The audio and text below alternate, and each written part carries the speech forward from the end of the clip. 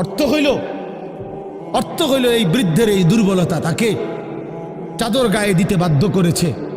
তার শরীরে শীতের অনুভূতিটা বেশি, ঠিক কিনা বলেন না কেন? কিন্তু তোমরা নওজোয়ান, তোমাদের অধিকাংশ কারো গায়ে চাদর নাই। তোমরা দেখো ভাইয়া, আমার গায়ে কোনো চাদরই নাই। তাইলে বুঝাইতে চাইলাম এই শক্তির সময় যৌবন। যুবক চাইলে পাহাড় কাইটা সমান করতে পারবে।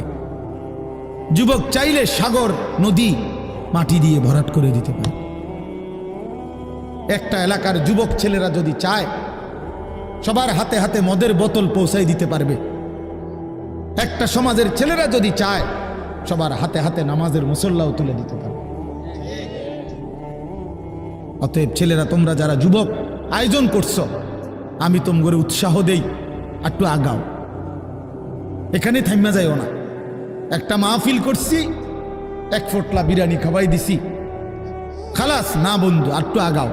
তোমরা আবার বসো, যে কয়জনে মাহফিলের আয়োজন করছো তোমরা আবার বসো, যে আমরা কেমনে আটটু ভালো হইতে পারি, আটটু চরিত্রবান হইতে পারি, আমরা কেমনে নিজেরা নামাজ ধরতে পারি।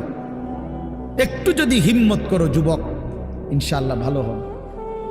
শনিবার দিন আমি আমার মাদ্রাসায় এই শনিবারে সকাল 10টা থেকে বিকাল 4:30 পর্যন্ত, এইবারই প্রথমবার আমি আলাদা 16 বছর থেকে 30 বছরের নিচে যাদের বয়স, এই কিশোর যুবকদের জন্য আলাদা ইসলাহি মজলিসের আয়োজন করছিলাম।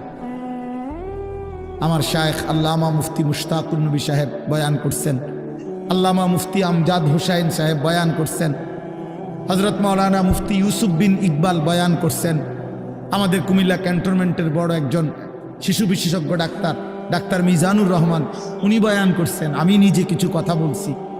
প্রায় 600 ছেলে এন্ট্রিভুক্ত আসছে, এখানে উপস্থিত হয়েছে 600। সন্দ্বীপে, চট্টগ্রামে আমরা প্রতি বছর সন্দ্বীপ যাই, সেখানে 4টা-5টা ছেলে ফজরের নামাজের জন্য, তারা বন্ধু কলেজের ছেলে, 4-5 জন ছেলে মাত্র। ওরা একদিন সিদ্ধান্ত নিছিল, ওরা সবসময়